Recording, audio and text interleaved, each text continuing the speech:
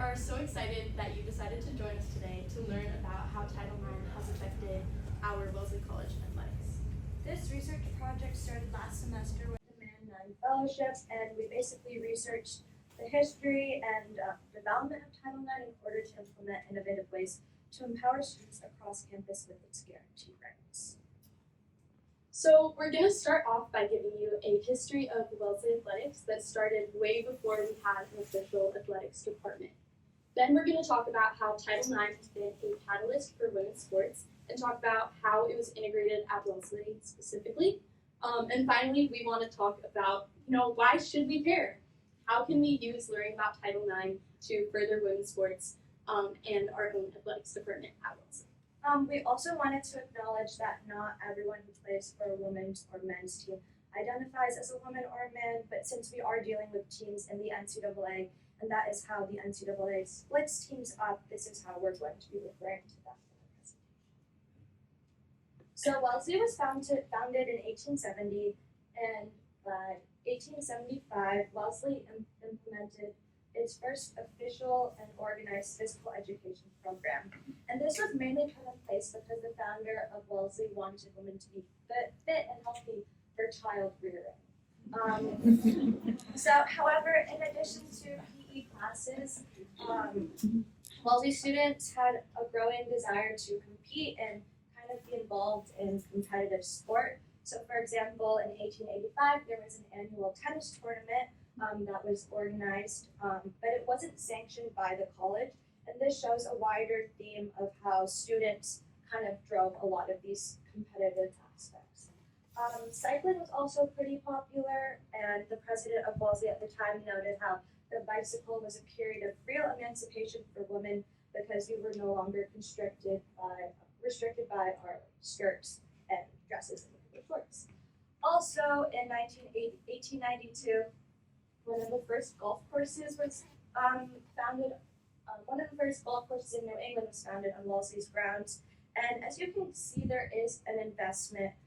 Wellesley's investing a lot in physical education, but a lot of this investment was solely for leisurely purposes. So the competitive aspect of sport was seen through the fact that there were class teams and intramural competition, but there was a disconnect between what the students wanted from sports, which was the competition, and what faculty or college government wanted from sports, which was leisure. However, there were exceptions to that. In fact, Constance Appleby was one of the first people to bring field hockey to the United States and actually taught field hockey at Wellesley. And it's clear that in the early 1900s, sports competition was here to stay at Wellesley.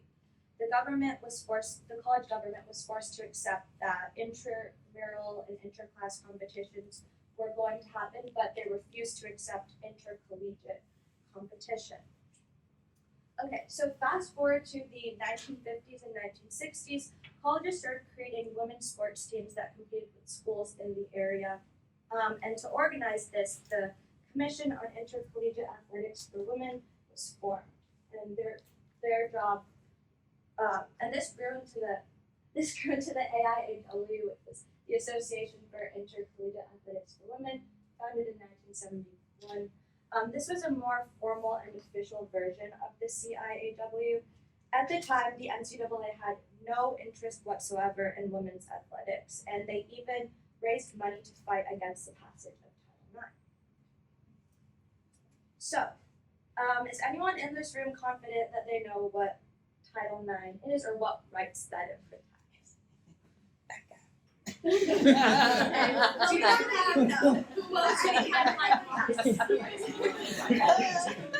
Seriously. Okay, let's simplify it a little bit. How many people in here thinks that Title IX includes the word women? Show hands. Yeah, raise them high so we can see them. Okay.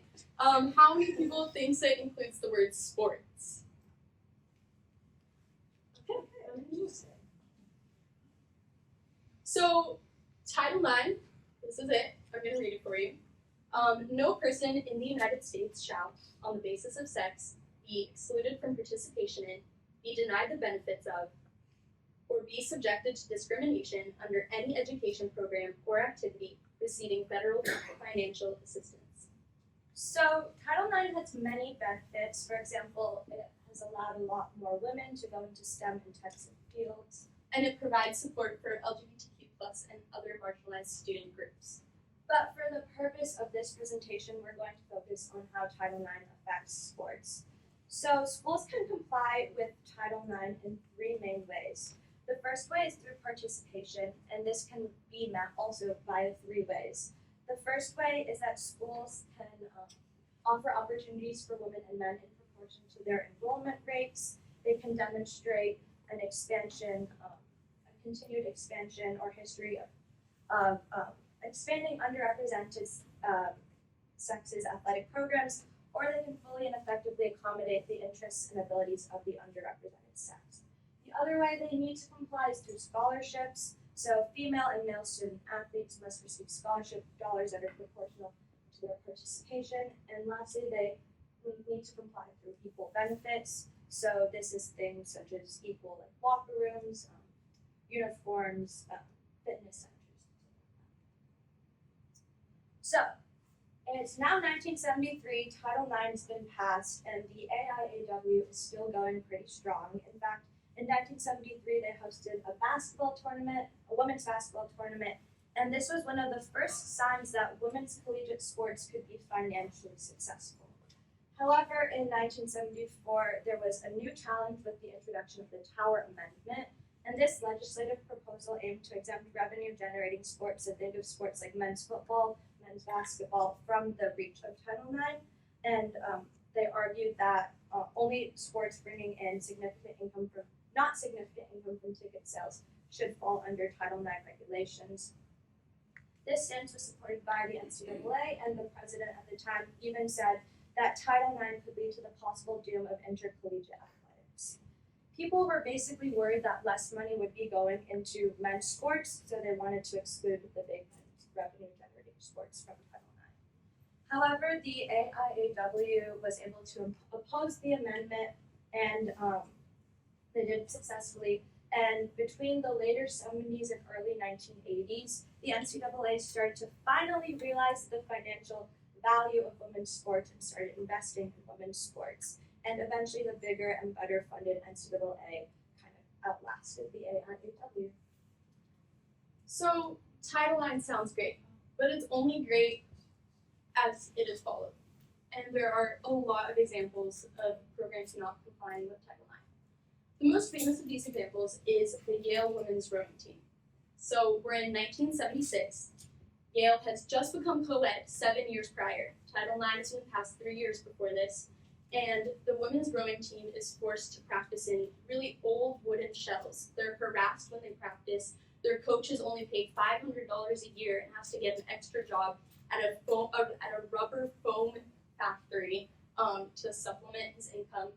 And it's a really quite dire situation. It's made all the more worse by the fact that every single day after practice, waking up early in the morning out on the cold water, the women have a trailer with shower heads and cold water to shower in, whereas the men have a boathouse with warm showers. So, not wanting to shower with cold water, the women would opt to sit for 30 minutes in the bus, waiting for the men to shower their hot showers in the boathouse before going an additional 30 minutes on the bus back to their dorms so that they could finally take a shower.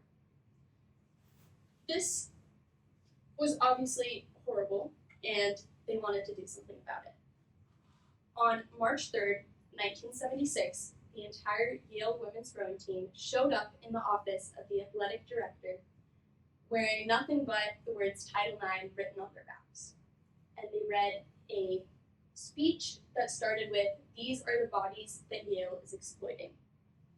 This got a lot of news attention from newspapers like the New York Times, and within a year, the women had actual hot showers and a locker room that was attached to the boathouse. Now, this picture's in black and white, so it might seem like it was a long time ago, but I want you to keep in mind this was less than 50 years ago, and things like this are still going on. So recently there's been a Title IX case in Hawaii, the largest public high school. Their women's water polo team was forced to practice in the ocean because the men's team was using the school pool. When they had to use the restroom, they had to go to a local Burger King to use the restroom there. And every time they would change for practice, they would have to change under the bleachers. They had no locker room, whereas obviously the men's team did. This lawsuit was led by Ashley Battis, and I think that these examples of the Yale women's rowing team and this lawsuit that's going on are great examples of how we can really make sure that our rights are being respected and protected by knowing them. You know, they could never have started this lawsuit if they hadn't learned about Title IX first, and that's why this is so important. So this is Melissa Lithgay. She is a Wellesley alum. She was part of the first Wellesley women's rowing team. And This was a quote by her, and she said, "Being a women's college meant that Title IX exerted less external pressure to change its ways, while internally Wellesley discovered, as other institutions did, that shifting cultural attitudes about women in sports can take longer and be tougher to do than it was to pass the law mandating such change." So the experience at Wellesley when Title IX was first integrated was pretty different from other schools, right? So there were already teams within the classes at Wellesley. There was already competition that was being driven by the students. So there wasn't much external pressure for that to happen. It was already here. Obviously, a big contrast between Wellesley, other historically women's colleges, and then co-ed schools is that there were no men's teams to try to measure up to. Internally, though, there were a lot of problems. Firstly, through the college government that didn't want students competing, the overall attitude towards women in sports was very negative. Even among students that had been competing for years in kind of on unofficial teams, felt like they didn't belong in organized sport just because they were women. And I think that that is something that really struck me because at Wellesley we like to have this idea of kind of like, you know, we're go-getters and we want to push ourselves and kind of be ahead of the time in a way. But even then, there were a lot of people who felt like women didn't belong in organized sport, even among students that had been competing unofficially for years. So today, Wellesley has 13 varsity teams, 8 club teams, and 10 intramural sports. Obviously, the internal pressures to change seem to have worked. We no longer have those attitudes. Our administration supports our athletics program and our teams compete well. But Title IX's effects on Wellesley are not over. This past Sunday, we had the March Madness, the women's March Madness final. It was awesome. You can see it. If you didn't see it, 18.6 million people did. That was the average viewership during the final, and it even reached a high of 24 million people watching, which, just to put that into perspective, that is the highest amount of viewers for any basketball game. NBA, men's basketball, out of all of those within the past 5 years, that is the highest number of viewers. So I think that's pretty fantastic. However, just last year, there were huge Title IX noncompliance issues, which was highlighted when basketball player Sedona Prince posted a video showing the gym that the men's teams got to practice in right before March Madness versus the measly weight rack that the women were given. They were literally given just one rack of weights, whereas the men got an entire gym to practice in. Her video went viral, Steph Curry reposted it, and soon enough, the women were given a gym too. And so I think this really shows how, just as an extension of the examples we've already mentioned, how these things are still going on, and it's up to us to really put pressure on them to make sure that they're being complied with. So all of this is really great, right? It seems like women's sports are finally getting the recognition that we deserve, and that is fantastic. However, we do have a worry about the role of historically women's colleges within this. So if you imagine that men's athletic programs have been, or men's teams have been getting this much funding, I'll stand in the middle, right, Mike? Okay. Have been getting this much funding, and at co-ed schools, the women's teams have been getting this much funding, right? The athletic programs at these co-ed schools don't want to take money away from the men. And so they're not going to lower the amount of funding so that they can raise the women's funding. Instead, they're looking through donations and looking through taking money from their endowments to raise the women to the same level as the men's funding. Wellesley College Athletics relies on Friends of Wellesley Athletics. It's very much through donations, and obviously we don't have a men's team to try to get more funding so that we'll be equal to them. And so our funding is largely going to stay the same. And so while obviously this is fantastic, we wouldn't change anything about the fact that women's teams are getting more recognition and getting more funding, that does leave us worried about the fate of historically women's college athletics, because funding is so much tied to the facilities we have to practice in, the equipment that we use when we practice, and other player supports like athletic trainers, which obviously all have significant impacts on performance. So, there are many things that drive Wellesley College athletics. The players show up every day, ready to train and compete. The parent and the student committees organize the games, events, and all of the behind-the-scenes variables. And all of this is made through, just as Alina said, through donations and things that fund the facilities and equipment that we use while training. Last year, Wellesley College Athletics celebrated 50 years. Last year, Title IX also celebrated 50 years. Is this a coincidence? No way. At Wellesley, we're in a unique position to propel what Title IX has given us forwards. And of course, a great way to support women's sports is by donating to Wellesley College Athletics and showing up and showing out to our games. Soccer has been on event this weekend. Come support us. But yeah, thank you so much for listening to our presentation. Here is our contact information if you have more questions or want to learn more about resources. We've also listed the Wellesley Title IX office email. Please reach out to them. And then they're a great resource. And then we've also linked the fellowship that we were a part of because they're looking for new members for their fall cohort, and it was really fun. So Yeah.